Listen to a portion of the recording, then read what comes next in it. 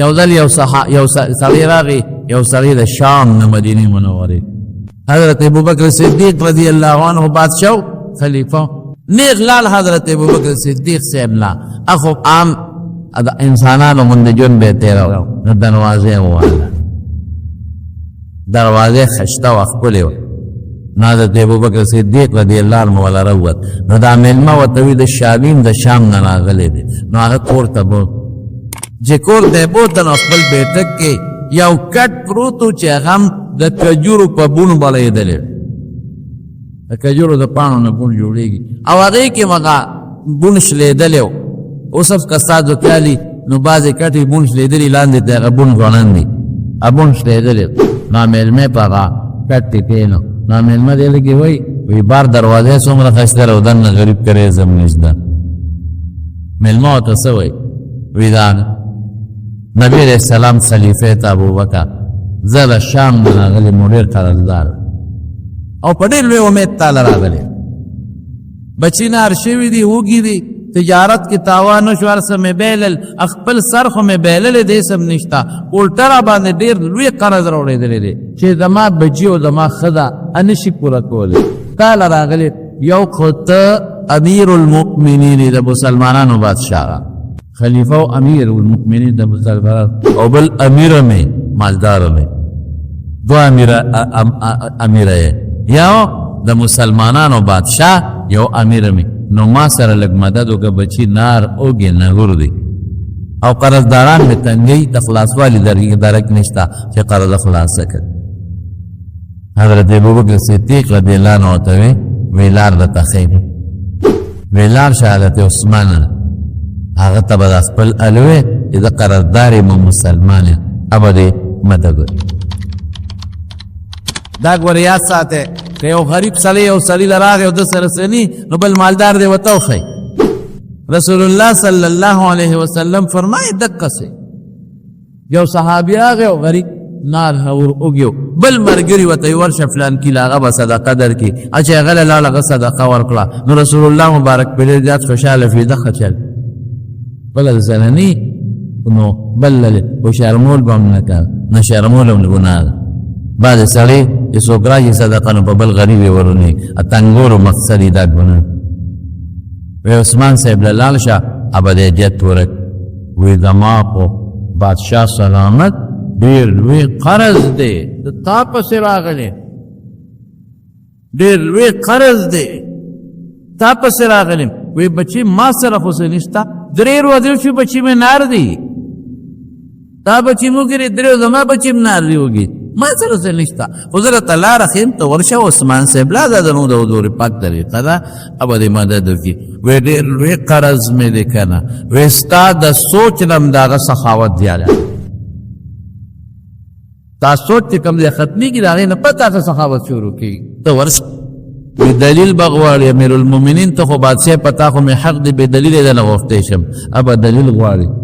وی عثمان بې دلیله زغې وی تفتیش خو به راپسې کوي که نه، وی تفتیش نه بغیر سخي دی، ته خو ورشه. دا شامي وی لاړم حضرت عثمان رضی الله عنه دروازه مې ورته وه، خو چې دروازه مې واله نو دننه مې شور واورېده. عثمان صاحب ښځې بچو سره لګیا دی او وی تاسو په پیو کې شات اچوئ، تاسو اشراف کوئ او زیاتې کوئ، شربت جوړوئ نو بعضې خلک پیو کې شات واچوي نو ویسکي پیو کې شات اچوئ دا ګناه کوئ، یا پیو کې اوبه اچوئ لسی جوړوئ نس کې، او یا که شاس کوئ نو شاتو کې اوبه اچوئ لسی جوړوئ، نو تاسو دوه څیزونه یو ځای کوئ، دا جرم لري ګناه نه ده، دننه لګیا دی بچو ته وي دا مه کوئ. دا مېلمه وي ابوبکر زیاتې دی رازره داسې سړي زه راولېږه ربي د هغه خو کور د شاتو په شربت چلی بچو ته وي پیو کې به شات نه کړي، دا څه مسله. خیر د ور والې حضرت عثمان رضی الله لږ لیټ ولا راووت، چې ولا راووته وی مېلمه څنګه راغلی؟ یاره وایي یو مقصد له راغلی یم به یې وویم که نه، وی وایه وی زه د شام نه راغلی مسلمانه او زه تاجر وم او تجارت کې تاواني شم، خپل سر مې بیللی دی او په ما ډېر لوی قرض راوړېدلی، نو تاله راله د حضرت ابوبکر صدیق نوم مې ورته وانغه چې هغه راولېږلی، تاله راله مهرباني وکړه ما سره که څه مدد وکړي. وی کېنه مېلمه، وی کېنولم نو پی م راوړل او شات یې م راوړل، کجور یې م راوړل. نو ما دې په پیو کې شات واچول، شربت یې جوړ او کجور یې کېښود. د کجورو حلوا دا مه خوره. وی حیران شو چې ما باندې پی م وسکل، شات دې م را باندې وسکل او د کجورو حلوا دې را باندې بېله وخوړه او کور دې بچو سره راغلی. وی چې دا مې وسکل. وی ما ورته وی چې ما خو ستا او ارادو چې مېلمه خفه نه شي، تا ورونه به خو زه له کور په باسم لږ لیټ راووتم نو مېلمه چې خفه نه شي. وی دا خبره را باندې را خوږه ولګېد. واقعي مېلمه ته به تندې نه ترې وکړې، مېلمه ته به په خوشحاله نظر ستړي مه شي. دا ګورې سنت طریقه دي، په دې ځان پوه کړې. ای په دې خبره خوشحاله شو. وی ما ورته وی چې صاحب یو تپوس ته نه کړو، تا خو دننه ماشومانو سره په دې شي جګ کړو چې پیو کې به شات نه او ما له د 3 سیزونه راوړل، د پی هم دې پکې شات واچول، هم دې را باندې کجورو حلوا خوړ. دا وه وی ما ته یې وی چې ما له خدای مال را کړی دی، دولت خدای را کړی، نو دا یې تا باندې شربت د پی وسکه او کجورې، خو دا مال دولت ما له خدای دې له نه دی را کړی چې زما بچي دې پرې شوی شرط کوي. دی نه نه زما بچي به ګزاره کوي، دی له نه دی چې زما بچي دې پرې شوی شرط وکړي، دی له دی چې زه پرې د مسکین فقیر مدد و د شام نه راغلی کې ستا مدد و. وی بس پوه شوم چې مسله خو که خیر یې سمېږي. څنګه راغلی مېلمه دقسې مال مثل هر څه بایللي دي، قرضدارې شوی راغلی یم که د خدای په نوم څه مدد دې وکړم. وی غلام دې اواز وکړه ای لکه راشه ورشه، دا هلته اوښ تړلی دی، په هغې خوراک سامان جامې مامې هغه پوی کې پټه او د ناز صاحب اوښ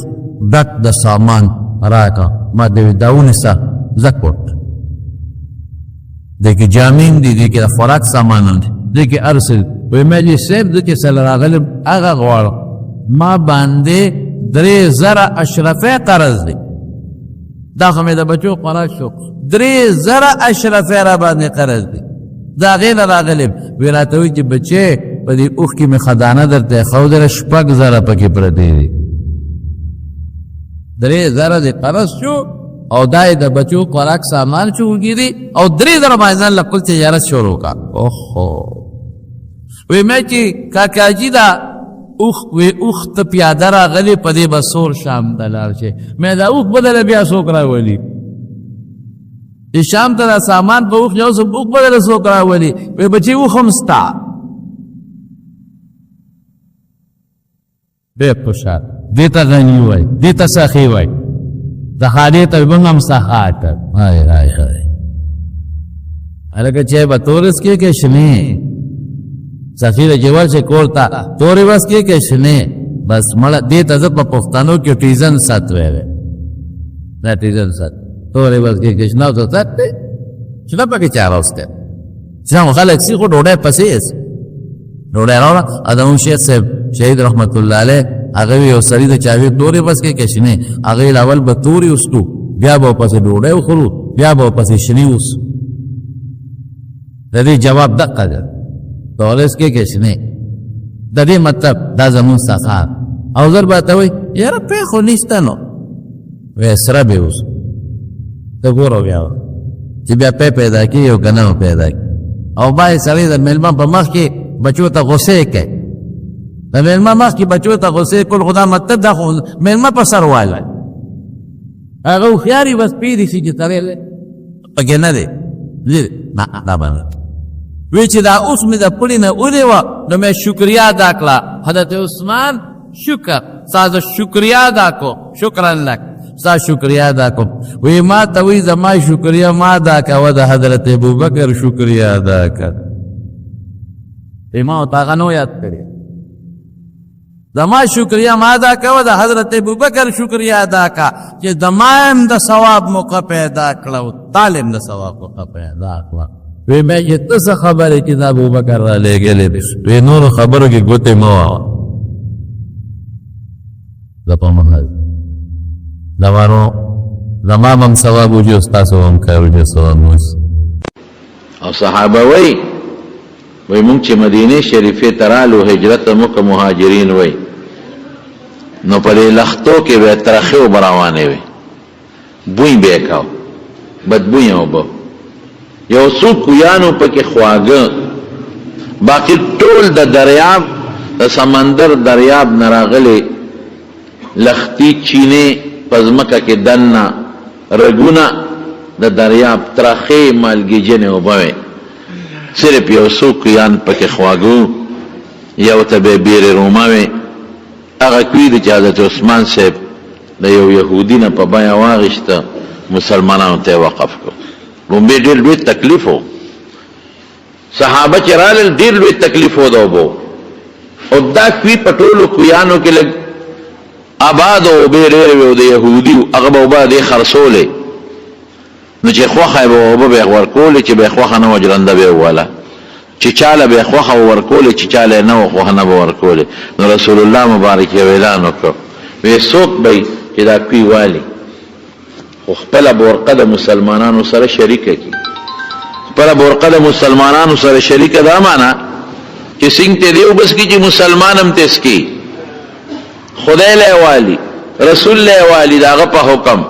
او مسلمان له والی زبد جنس زمداری او ضمانت په ورکم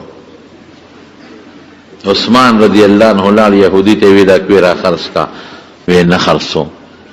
وی ګوره مکه ورا باندې خرڅ کا نیم را خرڅ کا وی نیم خرڅوم په پډېرو پیسو دا سه بیا وې چې هغه وخت سره ډېرې پیسې وي حضرت عثمان صاحب خدای رسول الله مبارک دعا وا هغه ډېره خده په ګران قیمت دې نیم واغشته نو کوي خو ومن نه نیمیږي مطلب به دا یو ورځ به وبټوړي یو ورځ بدمای یو ورځ بسته یو زما درې ورځې بسته درې ورځې بدمای درې ورځې بته ناراضي زما خلق به وګوري درې ورځې چې ته پچا خرڅه هغه به وګوري بس يهودي نیم په دومره قیمت خرڅ کړي په ګرانه خرڅ کړ بدر عثمان رضی الله عنه اعلان وکړ و درې ورځې زما او درې ورځې داغیسا زما عیسی کې راځي خیراتي وګوري عام اعلان شو ذکر رسول الله مبارک فرمایلی چې داسې کسي والی چې برقه مسلمان سره شریکه کی مسلمان سره برقه شریکه کړه پله مړي خلک چې خلکو ته پته ولګېده چې درې ورځې خیراتي دي درې د بې د يهودي سا بیا درې د عثمان صاحب سره خیراتي دي بیا درې د بې نو خلک به د عثمان صاحب سره کې راتل د يهودي سره کې څوکاړو تل په دغه ورځ براتل مشکونه به ډکول او کور به سنبال يهودي دا قصې په پلاس کې خان چې دا څه په مصیبت وونه ده هغه ټول نیم هغه چې په خیراتي ورکی زما د بیغه له څوک چې راځي عثمان صاحب ته راشه دا باقی موهله وي پاغه ریټ نه علم ګوري پاغه ریټ نه علم او تا بګران یره پار سے چله والا خو دا باقی مر پسې والا ز اسناس دم څه پیسې خو بنقد شي کنه باقی کوي امواغ ټول مسلمان توقف الله د مسلمان بندوبست کاو نو یو دا کوي یو بیرحا وتوي د حضرت ابو طلحه رضی الله عنه په باغ کې یو پیو خشتا حضور پاک بته داغه نه او به خوږی وي داغه نه به وبسکله یو بیر غرسو وسم شتاغه کوي حضور پاک اعلان کړو وی زما جنازه چې کوي هغه نه مخ کې چې غسل لا کوي نو بیر غرس نه مواله وبروړي داغه غسل برا کوي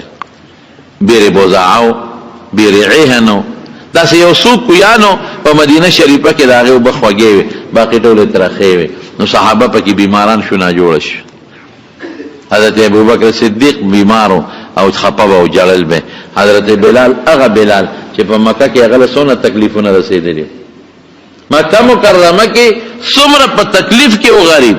ګرم از مکه در مدینه آباد ده مکه کې هیڅ نشته بوټي موټي دلته بوټي دي خو بیا به مکه پسې خپه او جلل به ابو جهل ته خیره کوله الله دې ابو جهل هلاک کی وي مونږه د خپل زمکه نه راوشلو د وباز مکه ته راوشلو خیره به کوله یو ځل رسول الله مبارک تا صحابه وی چې بیبيان ورته وي بیبي ورته وي ټول صحابه پریشان دي ټول بیماران دي او ټول جالي په مکه پسې نو حضور پاک دعا وکړه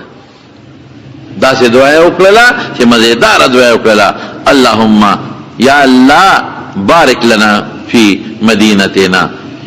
یا الله په دې خار کې مونږ له برکت واچي اللهم بارک لنا فی مدها وسعها خود بعضی سيزونه په وزن خرڅېدل بعضی په پیمانه یا الله د خوردونو سامان کې برکت واچي اللهم صححها خدای موسم خوشگوار کې او بے خشته کې جوړه کې وانقل حماها او خدای دا تب بل خوچته لري کې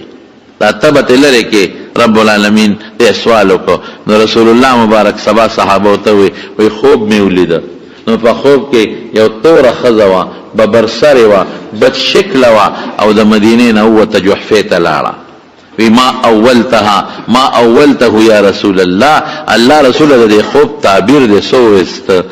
د پیغمبر خوب زمونږ د خوب پشانی هغه وحی وی وحی خوبی رسول الله مبارک ته وی تعبیر دې سو است وی د مدینه بیماری وبا خدای د مدینه نه او است له جوفه ته لاړه هو دې د دوانو جهان سردار مبارک چې بد قرآن شریف تلاوت کو عائشہ بی بی فرمائی وی د شپې به تلاوت کو نو جلل به ولجوفه عزیز کعزیز المرجل وی دی سینې به داسې غرار کو لکه کټوی چې جوشیږي نو د حضور پاک په مبارک وجود اثر کړي او چې قرآن شریف بنازلې ده نو عائشہ بی بی فرمائی وی سخت جمع باو جمع پا جمع کی چانا خواله نبیگی کسوک مشقتو کی نو خوالت بیگی او کمنڈے وی نو خوالت بیگی و جس چا مشقت نی کرے او منڈی نی ویالی دا چانا خواله نبیگی عائشہ بی بی فرمائی وَلَقَدْ يَنزِلُ عَلَيْهِ الْوَحْيُ فِي الْيَوْمِ الشَّدِيدِ الْبَرْدِ وی پا سخت یخنے کے وجہ پا حضور پاک مبارک قرآن شریف نازلے دا وی ما بوتا قتل وی چی قرآن اغا اثرات دا نازلے دو باخواشو او ما بو قتل نو ان جبینہو لا یفتفسد عرقا وی دا دی تندی مبارک نبی دا خولو دا قطار بید دام را سر بے پا حضور پاک کا او پا کم ساروی چی با حضور پاک مبارک ناستو اب ٹنگے دے نشو اب ذر کے ناستا انا سنلقی علیک قولا ثقیلا اللہ او دیر لوی درون قول او دیر درون کلام میں در تنازل کرے طول مخلوق طاقت ندل رلی انا عرضنا الامانت علی السماوات والارض والجبال پاسمانون خدای دا پیش کرے وی دا طاقت نشو لرلی پزمکے پیش کا وی منگم طاقت نشو لرلے پا غرونی پیش کا وی دیتا نشو ٹنگے دے وحملها الانسان انسان وی دا زوچتو لشم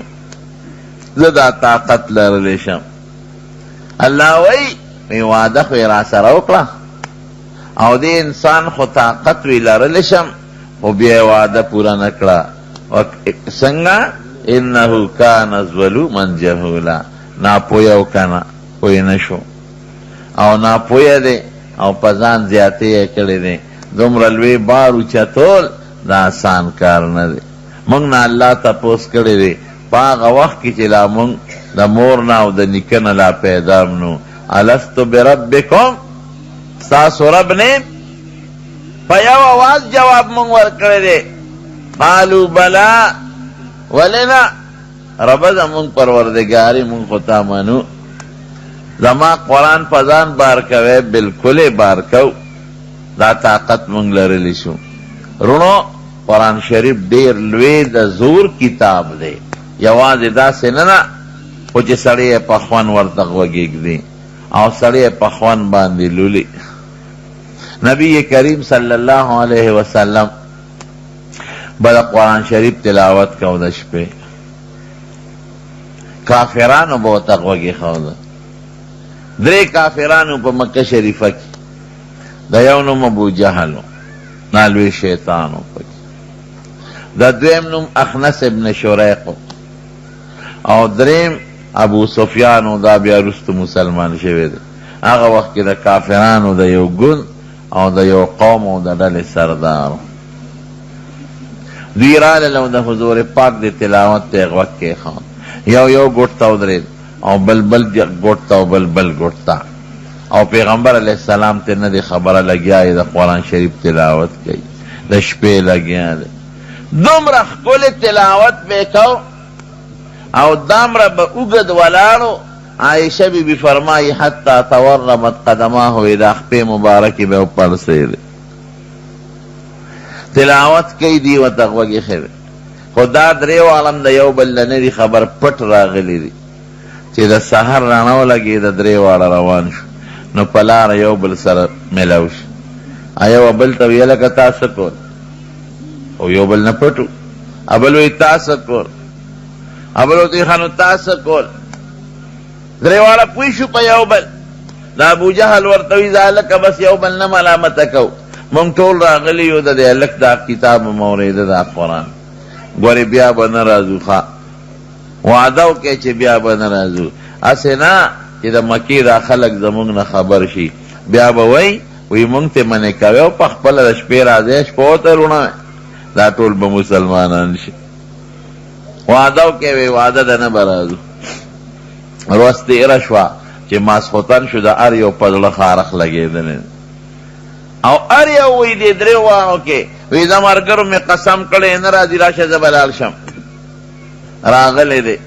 ځای بدل کړی، یو یو ګوټ کې پټ ولاړ دی. بل هم غلی راغلی دی، هغه وایي چې دې نورو قسم کړی نه راځي زه به لاړ شم. بل هم وایي چې د نور زو به نه راځي قسم یې کړی دی زه به لاړ شم. د حضور پاک د ښکلي اواز هغه خارښ یې په دې زړه کې لګېدلی. قسم دی چې قرآن شریف د الله کلام دی او د دواړو جهانو د مبارک سردار د خولې تلاوت به چې څونه خوند به یې کوم. بیا ولاړ دي ځای نه بدل دی، ټوله شپه د حضور پاک قرآن واورېد. سحر وختي چې روان شو بیا یو بل سره میلو شو. یو به ته وایي هلکه تاسو قسم نو کړی چې نه به راځو، نو یې تا نو قول خوړی ته ولې رانې. بل وایي تا هم قسم کړی. د ابوجهل شیطان ورته بیا وایي وی بس خمونږ بغه بس ټیک تا وی خوند یې راکړه چې رښتیا وایو. لکې کرښې راله جوړې کړې. وی خو ګورې بیا به نه راځو. هسې نه د مکې دا خلک موږ نه خبر شي، وی به چې ښه شپه ورته تاسو روڼوئ او موږ ته وایې دا کاهن دی او جادوګر دی او دروغ وایي او په خپله د شپې راځئ، دا ټول به مسلمانان شي. بیا به نه راځو. مضبوطې وعدې وکړي. بیا وعده وکړه چې بیا ماسخوتن شو، د هر یو پړه کې بیا خارښ لګېدلی دی. خدای کله به شپه راځي چې دا قرآن مونږ بیا وورو. دا خوند شی دی که نه؟ دا بچي دا خلک منې کوي چې بچې ګانې بجانې له مزه او پلانکي ځای کې واده دی مزه والا، په دیوال دا ماشوم دا روانکار یې ووړي او تماشې له لاړ شي، شپه ورته ویړه کې او بیا د شپې راشي غلې غوندې بړستن ته ننوځي پلار مېړو خبر نه شي. کوي دا ماشومان که نه کوي؟ پلار یې ولیږي ورشه پی راوړه، میلمانه دي دی چې لار کې تماشه وویني پی په ځای پاتې شي هغې پسې روان شي. ولې لکې خارښ لګېدلي چې دا خو خشته مزېدار اواز دی، شپېلی هم ده پکې او باجه هم ده پکې او د ډول ډنګ هم دی پکې، بیا په ځان چته پیږي. خشته اواز پسې هر سړی مزې شلی. نو دوی بیا رالل او هر یو دا سوچ کوي چې د ملګرو مې قسم کړی دی نه به راځي. بیا یو ځای نه بدل کړ، ټوله شپه د حضور پاک تلاوت بیا واورېد. سهار چې روان شو بیا یو بل سره میلو شو، بیا یو بل ملامته کوي هلکه تا چې قسم کړی چې نه به راځم، نو یې تا نو کړی ته ولې راغلې؟ بل وایي ته ته ولې راغلې؟ وایي دا بس نن په بیت الله مضبوط قسمونه دي چې بیا به نه راځو. چې سهار شو د اخلص ابن شریح پکې سپین ګیری دی لاړ، ابو جهل ته وروډبه. عمرو ابن هشام د ده نوم، دا ورته حضور پاک ابو جهل نوم ایښی دی. وی ته خو د جهالت خاوند دی. وی درې شپېتام د دې هلک دا خبرې واورېدې، دا قرآن چې ورته وایي او مونږ هم واورېدې. رښتیا وایه دا کلام څنګه دی؟ ابو جهل ورته وایي وی زما دې په دې خپلو خدایانو قسم یې چې رښتونی کلام دی، دا د بنده نه دی، د بنده کېدی نشي. او خو داسې اثر کوي چې د انسان په دې زړه کې ورننوځي. مونږ باندې داسې اثر وکړو چې درې شپې په پټه د یو بل نه ورته ودرېدو، نو ایمان پې ولې نه راوړو چې هر کله هلک هم رښتونی دی او کتاب هم د خدای رښتونی دی، نو ایمان پې ولې نه راوړو؟ وی چپ د مکې سردار زیم او پیغمبري د ته میلاو شوه. په کار دا چې زه پیغمبر شوی وی نو ماله پیغمبري نه راکوي، مشر زیم د ده به مونږ تابعداري کوو. لاړ بیا ابو سفیان ته دروازه وواله، هغه وخت کې لا کافر و. ابو سفیان دا خو درې شپې دی لږ دا خبرې واورېدې. رښتیا وایه دا څنګه دي؟ وی رښتونی کلام دی. زما د زړه کې خو یې کرښې جوړې کړي دي. زه یم چې بیا به ترې کله واورم. وی ملګري کېږوي نه چې ایمان پرې راوړو. وی ښه یو یتیم د مور او پلار نه یتیم پیدا او یو غریب هغه به زمونږ مشري مونږ به د هغه تابعداري کوو. هغه خو نه منم. صرف عناد په مخ اخیستی و چې دی خو یو یتیم دی او پلار یې مخکې مړ دی او د مور نه ماشوم پاتې دی او مونږ د مکې سرداران یو، مونږ به د ولې تابعداري کوو. قسم دی قرآن شریف چې چا اورېدلی دی او د نکته چینۍ په غرض نه په شوق په خوند خدای پاک هغه ته ایمان ور نصیب کړی. دومره خوند په قرآن شریف کې حضور پاک نه اوښکې بیایي. بخاری شریف کې حدیث دی یو صحابي ته حضور پاک فرمایي وی فلان ملګري د قرآن شریف لږ تلاوت راته وکړه. وی صاحب پکار دی چې تاسو تلاوت وکړئ او مونږ یې واورو. اواز خو ستاسو ډېر ښکلی دی. وی نه ما ته الله ویلی دی الله چې دې ابی ته ووایه چې د قرآن شریف تلاوت وکړي. الله سم مانی. وی خدای زما نوم اغشتی دی. وی او خدای ستا نوم اغشتی دی د قرآن د مخه. وی ما ورته تلاوت شروع فکیف اذا جئنا من کل امة بشهید وجئنا بک علی هؤلاء شهیدا. وی د هر قوم نه مونږ یو ګواه راولو او په دې قوم ګوی کې چې دی ګناه کړې ده او دی ګناه نه ده کړې او تا به په خپل امت ګواه کړو د الله رسوله. ته به چې ما خو ته قرآن او دین رسول دی چا منلی دی او چا نه دی منلی. وی چې دا آیت مې ووی وی حضور پاک راته وی حسبک چپ شه بس. وی چې ما قرآن بند کو او د نبی علیہ السلام د سترګو مبارکو ته مې کتل نو ان عینیه تذرفان. وی د دې سترګو نه اوښکې بهېدلې. قرآن شریف ډیر د تاثیر کلام دی. دومره خوند او دومره اثر دی پکې چې غرونه او دریابونه ورته نشي ټینګېدی. او د مصر چې کوم بادشاه و د هغه نوم جمال عبدالناصر جمال ناصر. نو د بهر نه چې اوس هم دا بادشاهان راشي نو خلک وله د دې خپل علاقې دا مشران راغواړي. نو جمال ناصر د مصر خلک راغوښتي ډوډۍ پرته ده. یو خوا خروشیف دی د روس هغه صدر او هغه سره خپل وفد دی او بل خوا مسلمانان دی جمال ناصر او ډوډۍ پرته ده او خلک ناست دي. وی دی جمال ناصر د روس دی صدر ته وی چې صاحب یو کلام درته واورم. وی هغه وی چې واوروه. وی موږ دا خیال و چې دا بادشاهانو ته څه دا ډول او سرنه او څه ګانه بجانه اورئ دا به اورئ. وی چې واوروه. وی ما ته جمال ناصر د مصر بادشاه اشاره وکړه چې عبدالباسط د قرآن شریف تلاوت وکړه. وی زه خو تیار نوم تلاوت ته ځکه چې روس بادشاه دی هغه په تلاوت څه کوي خو خدای هم نه مني. وی ما ته تلاوت شروع کړه. وی ما تلاوت شروع کړه. وی ما له هغه خپل تلاوت دومره خوند راکړ دومره خوند. وی ما وی چې عبدالباسط نور کله ستا قرآن ته هغه خلک ناست دي اوري چې هغه دا قرآن هم مني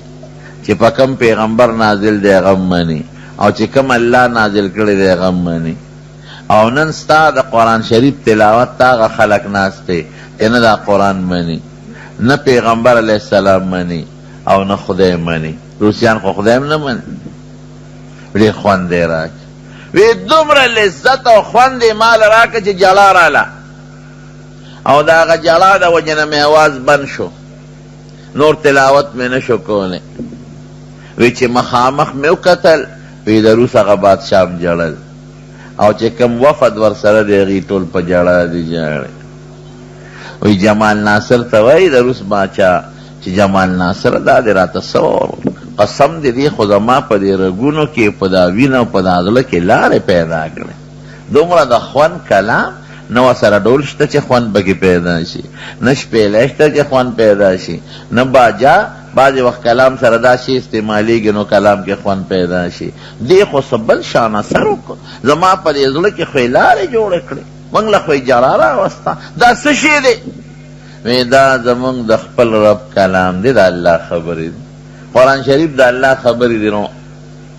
او زمونگ پختول پیغمبر محمد مصطفیٰ صلی اللہ علیہ وسلم انا نازل کرے زمونگ دا ہدایت تا پارا نو قرآن اگا کتاب دا چی دا روسی کافر دستر گنموخ کے بیا چی توجہ ورده کے دمرا خواند والعزت تے پکی حضرت ابوبکر صدیق رضی اللہ عنہ دا قرآن شریف تلاوت پا مکہ شریفہ کے خلق و تنگ نو چی کم مسلمانان پا مکہ کے تنگ شیو دی ہجرت و کا مدینہ شریفی دا حبشیت آغا زمانو ابوبکر امت خلق و تنگ حالانکہ دا یو قوم لوی مشر روان شو یو کافر دی زید ابن دسنا دی والا مخلا ورغی ابو بکر سکے ویر بس دا خلق میں نپریدی دا مکی دا خلق نظم چتا ہجرت کو اگر دا مٹونی و نگواری پام کوا تو خود سچی زمونگ دا وطن نا لار شے نظمونگ پا مکہ بیا سو اگی وطوی چی دکی او چل دکنا دی بار دا خپل اغزان لدا دروازی مخ دیو جماعت گی جوڑ کرے حضرت ابو بکر یو چبوترا گوندے والو دباوا نو آغا با پدی قرآن شریف تلاوت کھو او جلل بے ابو بکر با قرآن سر جلل نو ایدی قرآن شریف لولی داغی تلاوت کی او جالی زمون خز راشی و تولالی او زمون بچی و تولالی مونگ یریگ واسی نا چی زمون دا خز و بچی مسلمانان نشی دا شرط پیو لگا و چی ریر دا قرآن پا خپل کور کی لولی بار با نکی نو بنگ و تغاق نکو دا کافر راگی حضرت ابو بکر تیوی مہربانیو کا ما امن در کا تری دا خپل منزو دا قرآن شریف پکور کے در نوائے بار بناوے ذکر دا زمان قوم یریگی تا چوے تا جاڑی او در تخزم ولاڑی ما شمانم را جمشی آواز دخکو لے دے نمونگ یریگو چی زمان دا خزی و بچی چیزستا پا مذہب نشی مسلمانان نشی یا روستے امن دی را کردی دا شرط خو گران دی خوزا ٹکتا نو بمنو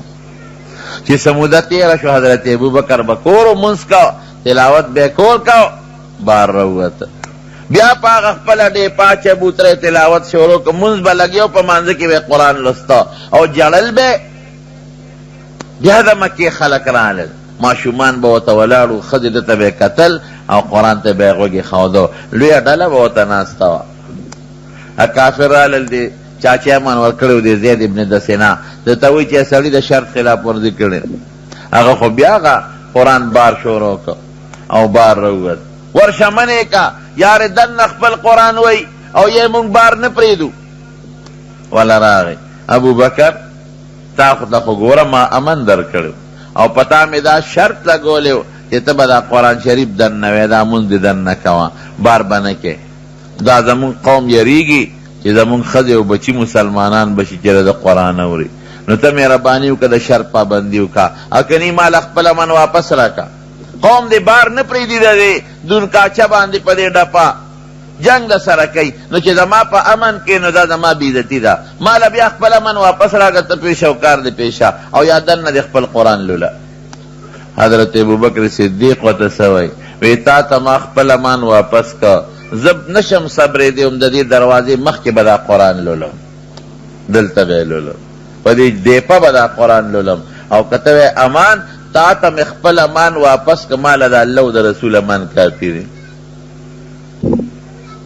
دا دروازے مخ کے بلا گیاو او قرآن بے لستو خزی با متجمع و معشومان با متجمع زمان قسم دیر زیاد صحابہ صرف دا قرآن شریف پا تلاوت مسلمانان شوید یوزل دا حضور پاک خلاف میٹنگو دا دنیا کافر راغون شوی کسا رسوکو دا خو یو مسلمانی دی حضرت عمر دا وقت کلا مسلمان شوی رنبے زمانو اگر تورا روستا وی تاسو لے علاج ندر دی ما تے اجازتو کہ اس زمان و سر تے پریکو مدر تیرا ورم چکے سخلاس شی قوم تاوی ورشا کنا رئی چاہ تکلشا وی دا غدی لارم کینے دیر آروان شو پلار ولی یو مسلمان پا مخور آگئی خود اغزان پټ ساته، اسلام به خلکو پټ ساته. عمر سکے یرا دی محمد صلی اللہ علیہ وسلم حضور پاک نو میں واغش ټول نوی دین شروع کړی دی، ټول خلق ته په مصیبت کې دی، او پلار او زوی، پلار یو دین کې او زوی په بل دین، او پرېږده مې نه ورځم دا سر ته وا. ټوله شپه به قرآن لوسته حضرت ابوبکر او عمر. یو ځل حضور پاک سار دواړو ته وایي، حضرت عمر ته وایي او حضرت ابوبکر ته، ابوبکره بیګا زه تېرېدم او تا د قرآن شریف تلاوت کو. بند کا دا شعر مړه بند کا، د قرآن شریف تلاوت ته کو. ابوبکر ډېر غلی لګیا وي.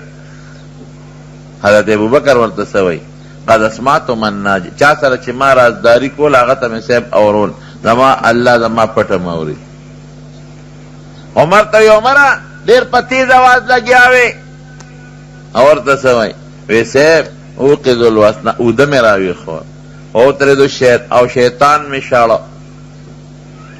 حضرت نبی علیہ السلام مبارک ورته فرمایي ابوبکره ته لږ اواز اوچت که، خلک په زوره وایه چې بل څوک هم ده نه فایده والي که واوري. عمره ته لږ ښکته که چې کوم سړی بیمار دی، مریض دی، تکلیف دی، چې هغه ته ضرر نه وي. ګوره د شپې به تلاوت کو، دی ورته نه وایي چې دا د شپې تلاوت ولې کوه. دا اثرات دي د قرآن په زړه. قرآن ډېر د اثر کلام دی او ډېر لوی تاثیر دی پکې. خدای پاک دې مونږ تاسو جنت ته بوتلېږي. داسې غلې غوندې مینه مو ویې لکه چې دنیا نه مړه نه کېږي. مونږ به بشیر ته وایو چې شاه بشیر جانه نعتونه وایه او موبایل دې جیب کې واچوه. د موبایل ډېر خوښ د ده به ولې نه خوښ؟ نن سبا د جینکو خوښ دی، نو جینکو سره موبایل دی. دا لوی فتنه ده، دا موبایل هم لوی غم دی. زما وروڼو خدای پاک چې مونږ تاسو جنت ته بوتلېږي، نو په جنت کې به الله جنتیانو له قسم قسم څیزونه ورکړي. بس د یو جنتي په کور کې به څلور ولې بیږي، یو د خشته او سوچه شاتو، او یو د خشته ښکلې اوبو، او یو د سوچه او پیو اعلی پی، او یو د شرابو. خو د جنت په شرابو کې به نه سرخوږي وي او نه پکې نشی. یو صحابي تپوس وکړه د حضور پاک نه، وی صاحب په وله کې خو خټي، د جنت په دې وله کې خټه شته؟ وی یو خټه پکې د خوا به مشک او عنبر به وی کاڼي پکې شته، په ولو کې لاندې واړه کاڼي ډېر خوند کوي. وی یو په دې ولو کې کاڼي هم دي، هغه به یاقوت او هیرې او جواهرات او لال او مرجان به. یو بل صحابي وی جنت کې دوړه شته، یو دوړه هم پکې شته، هغه زعفراني زعفران.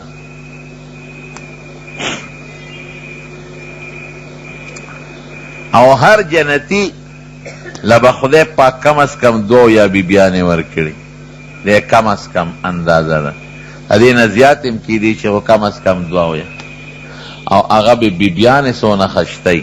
حضور پاک فرمایي چې اوبه څکي نو هغه اوبه به یې د مرۍ نه بار ښکاري، او په دې لاس او په دې خپو کې چې کم دننه مغز د نلې دا به بار ښکاري. او مثال یې ورکوي، وی لکه خشته ملغلرې یو ته پکې تار واچوې، نو وی د ملغلرې کې هغه تار د دننه نه ښکاري که نه ښکاري د بار نه؟ وی دقسې به یې دا مغز د بار نه ښکاري. او کومه لوپټه چې په سري،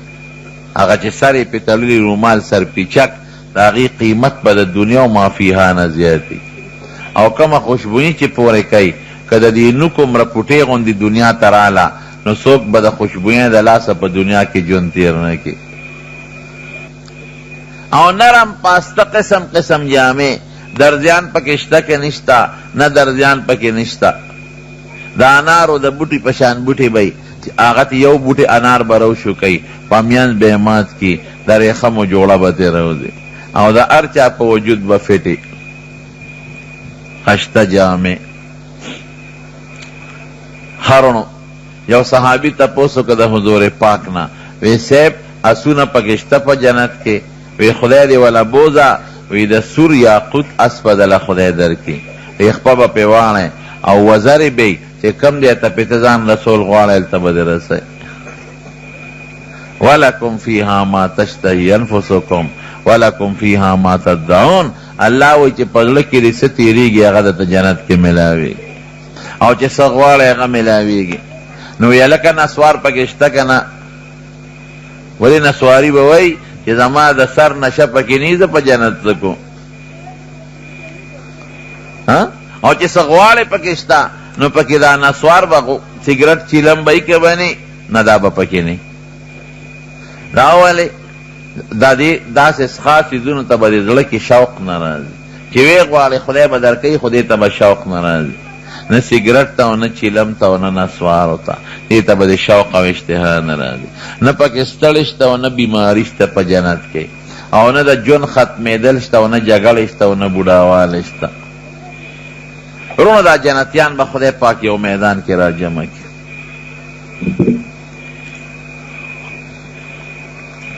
الله به ورته وایي وایه که نه جنتیانو څه نعمت کې کمې شته څوک به د نور په کرسو ناستی او څوک د زمرود او د یاقوتو په کرسو به ناستی او د بره نه پې الله د خوشبویو باران وکړي او بل شان خوشبویي به وایه څه کمې محسوسوی نه الله هر نعمت شته چې څه غواړو په رب ته سترګې چې کوم خوا رسېدل غواړې رسېږي به وی نه یو نعمت پاتې دی ملا نه دی درکړی الله هغه بسي نه الله به ورته خپل دیدار وکړي ځان به ورته وښایي وجوه یومئذ ناظرة الی ربها ناظره دی به الله وویني قسم دی د الله په لیدو کې به دومره خوند دي چې د دې نه مخکې په جنت کې څومره وخت تېر کړي د جنت هغه خوشحالی به د یو سیکنډ په دیدار یېدې شي د دنیا جنت کې شپه نشته د دنیا د یوې هفتې په مقدار به جنتیان د الله ملاقات کوي خدای دې زموږ نصیب کړي بیا به یې څه موده پس را جمع کړي وایه جنتیانو څه نعمت کمې محسوسوی نه الله چې څه غواړو ملاویږي هر څه وی نه یو نعمت ملا نه دی درکړی الله هغه بسي وی ښه چپ شی نو الله به ورته په خپل شان لایقه د قرآن شریف تلاوت شروع ګوره یوازې زمونږ امت ته نه چې چاله نازل دی د آدم علیه السلام نه تر د عیسی علیه السلام پورې چې څومره جنتیان دي قرآن خو موږ دپاره هدایت دی هغې دپاره خو نو په ټولو به الله قرآن شریف ولولي الله به یې وایي او جنتیان به یې اوري نو که اثر پکې نه وی خوند پکې نه وی نو بیا به الله د یو نعمت په شکل په جنتیانو د قرآن شریف تلاوت نه کوه لومبې چې قرآن شریف نازلېده نو حضور پاک به مو سره شونډې مبارکې ړقولې چې رانه هیر نشي الله فرمایي لا تحرک به لسانک لتعجل به تلوار مه کوه ژبه مبارکه زر زر مه خوځوه غوږ ورته کښېږده ان علینا جمعه وقرآنه فاذا قرأنا فتبع قرآنه ثم ان علینا بیانه دا قرآن ستا په سینه کې محفوظ کولم زمون کار دی او ستا په ژبه مبارکې امت ته لوستلم زمون کار دی او امت ته دې په معنا پویولم زمون کار دی بیا به حضور پاک مبارک سر ښکته کړی چې تلاوت به جبریل علیه السلام وکړو نو چې څنګه به هغه لوستې حضور پاک ته به فورا بیا یادو قسم دی چې د قرآن شریف نه خوږ کلام بل په مخ د ځمکه نشته که نشته وایه راته نشته یو نعت چې یو نعت خوان درې ځله وایي بیا سړی وایي مړه دا خو یې بل ورځم ویلی او چې تلاوت د قرآن شریف د صورت رحمان یو قاری سے په خشته آواز زر کرتم کوي نو څوک به نه تنګېږي ښه اوس به ته وایې چې یاره مونږ خو چې د سار مانځه کې دا خلک ولاړ او ملا صاحب لږ رکات اوږد کړي نو څوک په یو خپه ودرېږي او څوک په بله یاره جي استاد جي وده شوی وې پکې څه چرته پکې تللی وې ته به دی خواړو اثر ونه که په مونږ باندې مونږ له خو خوند رانه رونو د یو مثال در کوم چې دا کم سړي تبی او بیماري نو که دله ډاکټر ورته وایي دله خوراک ورکې نو که دله خوږ خوراک هم ورکې نو په د تریخ لګي داسې ده که نه فرني ده دا وخوره لکه خواږه یاره لته مې نه کېږي وجود کې سپران هلکه دا خوږ شی دی دا وخوره یاره هر شی را باندې تریخ لګي نو دا پیرني خو خوږه ده په ده ولې ترخه لګي ځکه دې ورته ناجوړه دی داسې ده که نه نو قرآن خوږ کتاب دی سر پکې شته خو موږ روحاني ناجوړه یو موږ ټیک نه یو که موږ روحاني جوړ شو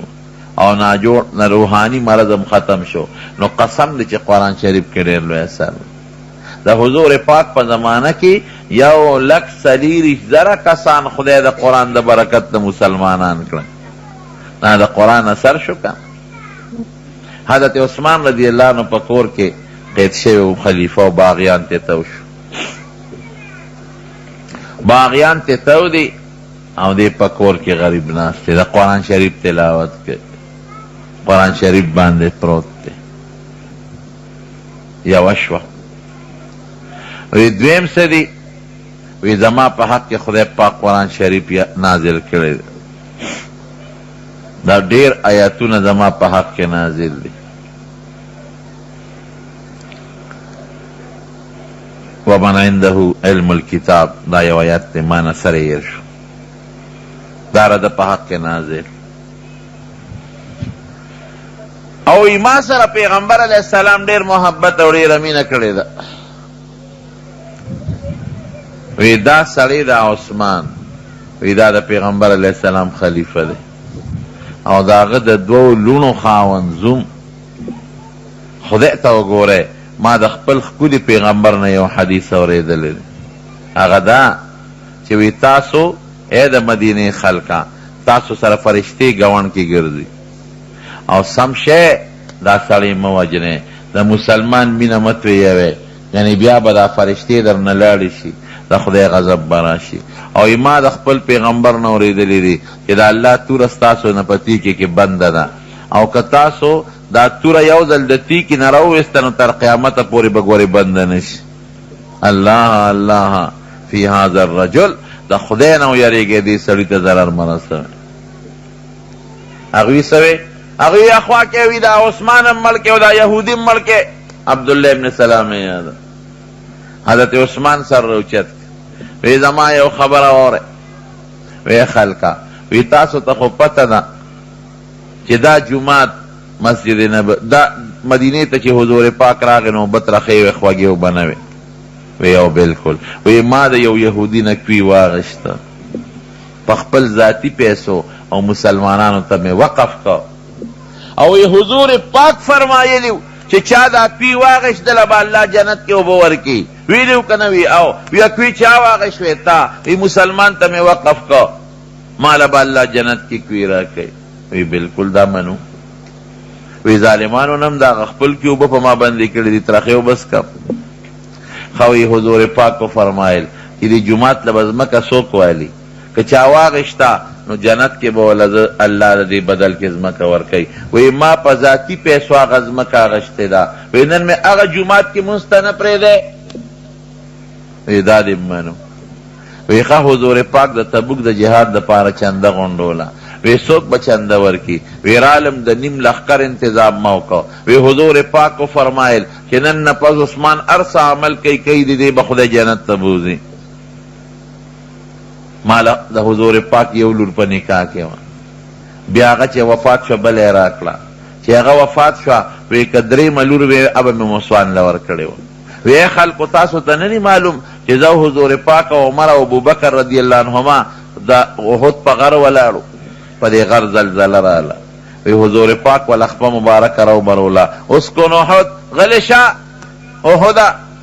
تا ته پته نه لګي په تا څوک ولاړ دی یو در باندې پیغمبر ولاړ دی یو در باندې صدیق ولاړ دی ابوبکر او دو در باندې شهدا ولاړ دی شهیدان یو عمر او یو عثمان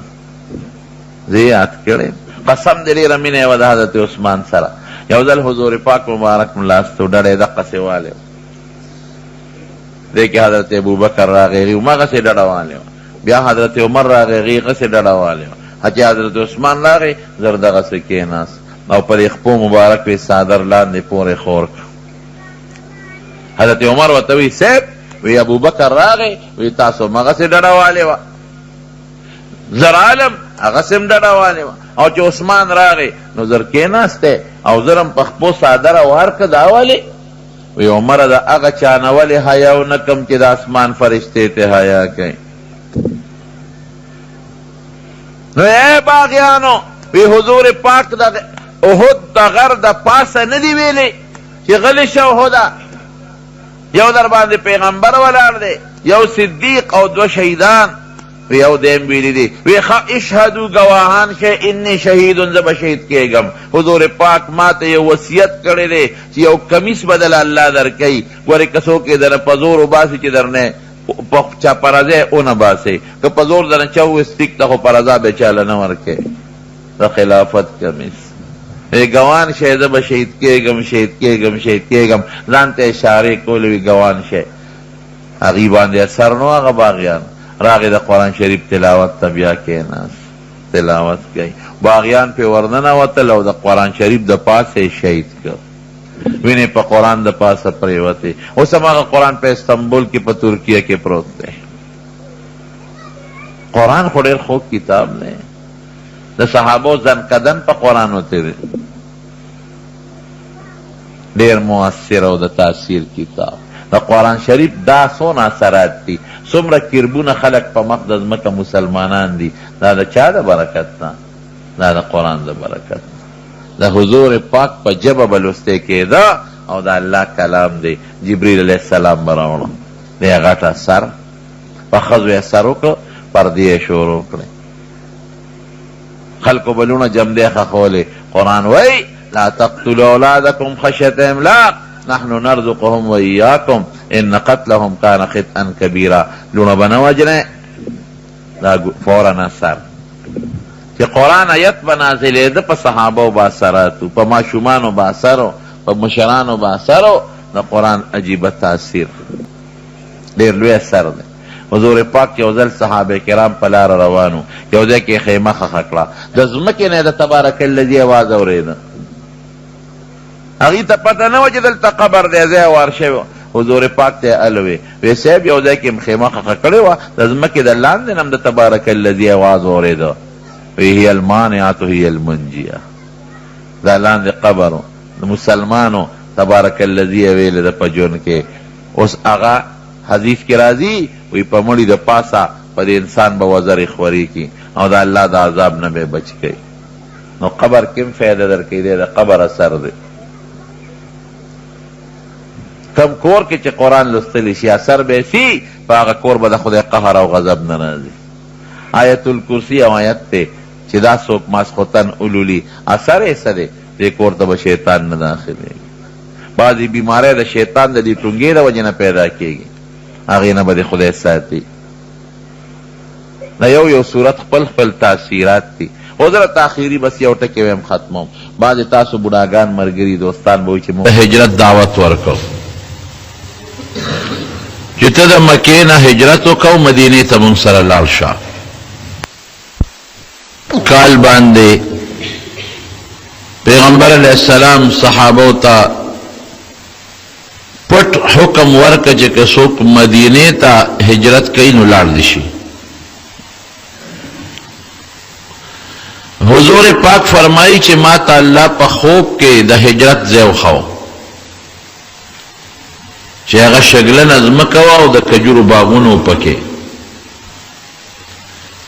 نو لومبې زما ذهن ته دا راغله چې دا یمامه به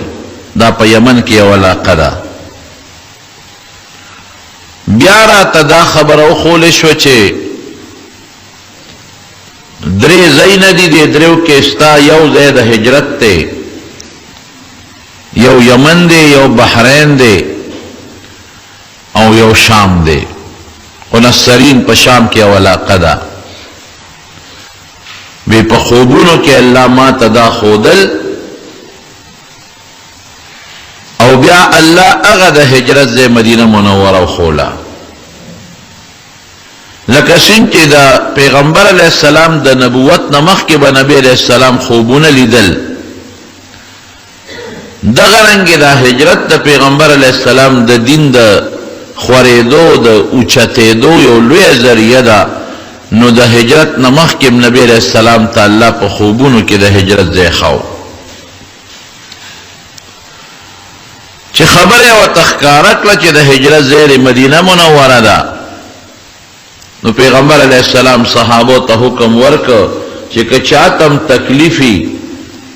او څوکم د مکې نه هجرت غواړي نو مدینې ته روان شي. او د مدینې خلقو نبی علیہ السلام لسره بیعت هم وکړو، هغې دعوت هم ورکړ چې تاسو مدینې ته راځئ. او ما درته ویلي چې پیغمبر علیہ السلام بعضې صحابه هم لېږلي وو مدینې ته چې هغوی ته تاسو دعوت ورکړئ چې الله د مدینې خلق مسلمانان کړي. یو دو کسان روان شو، پټ پټ بتلل چې د مکې کافر خبرم نشي، او مونږ پټه طریقه باندې لاړ شو مدینه شریفې ته. په دې اولو هجرت کوونکو کې حضرت ابو سلمه رضی الله عنه او د هغې بیبي وه حضرت ام سلمه رضی الله تعالی عنها. دی یو ځل هجرت حبشې ته هم کړی و، د حبشې نه واپس رالل مکې مکرمې ته، او اوس یې د مکې نه مدینې ته هجرت شروع کړو. یو دوی دی، یو ورسره یو ماشوم بچی دی. عجیبه واقعه ده،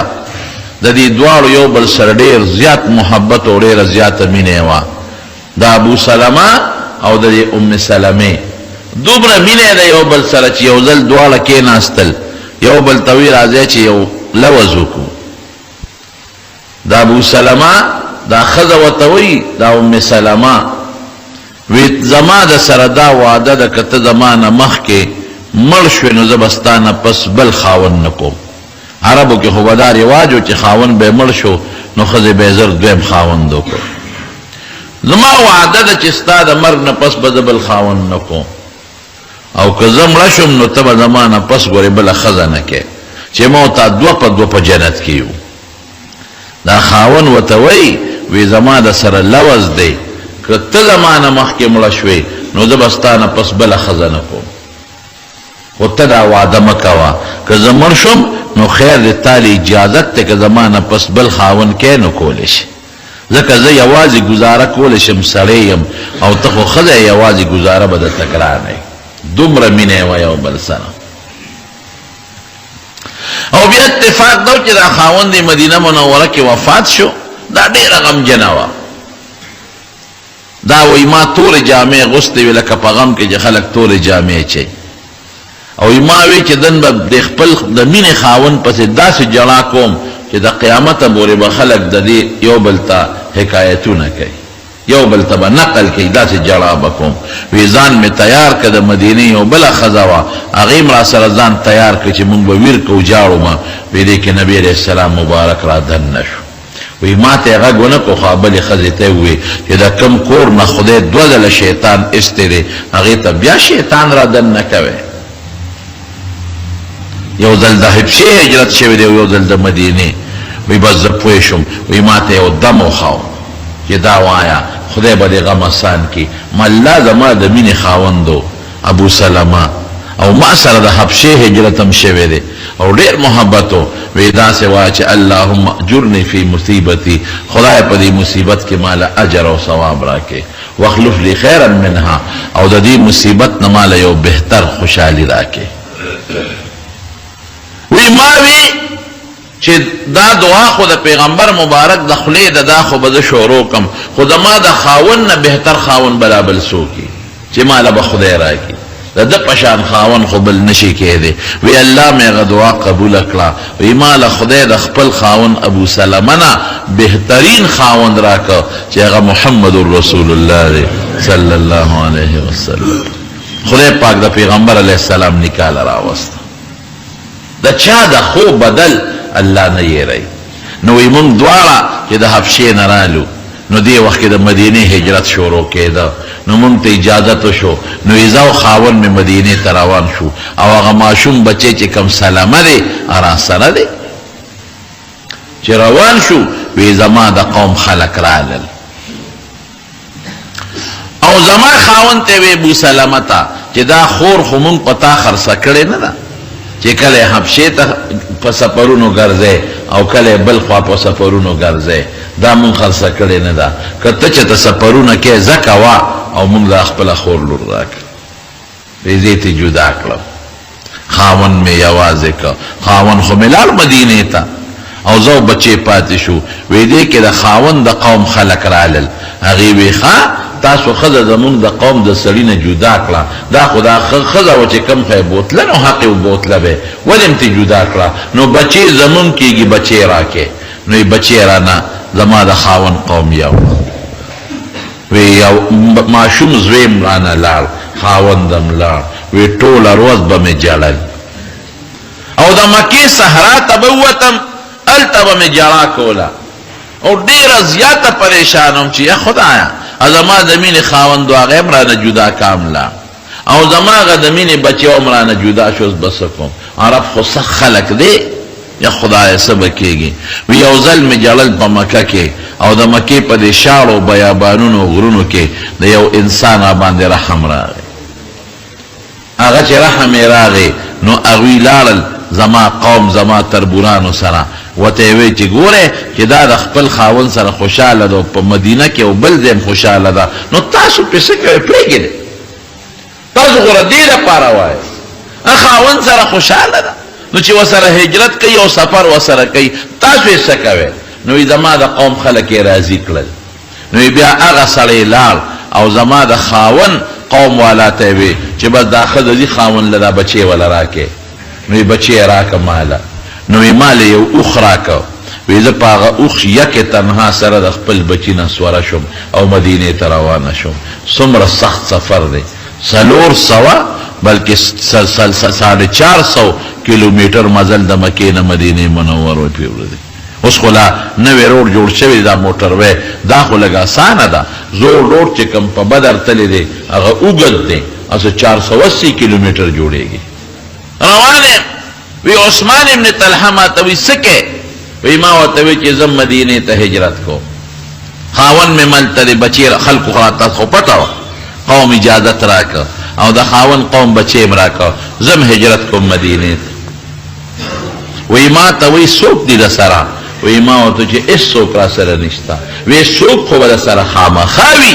وی ما ورته چې لا والله الا الله و بنی هذا قسم په خدای که بل څوک را سره وي یو را سره الله دی یو را سره دا بچنګې دی بل څوک نشته لا والله الا الله یو الله دی و بنی هذا بل دا راکوټې بچنګې دی بل څوک نشته وی ښه وی هغې را باندې خفه شو نو زما د اوښ مهار یې ونیوه او ما سره په ملګرتیا کې روان شو وی دا عثمان نه مې بهترین انسان بل نه دی لیدلی وی چې کله به مونږ دمه کوله وی ده به په قلار زما اوښ سملو او اوښ به یې وتړه او دی به لرې لاړ ما ته به یې شا کړه د یو اونې یا د بوټي یا د کاڼي لاندې به کېناسته او زه به د اوښ نه کوزه شوم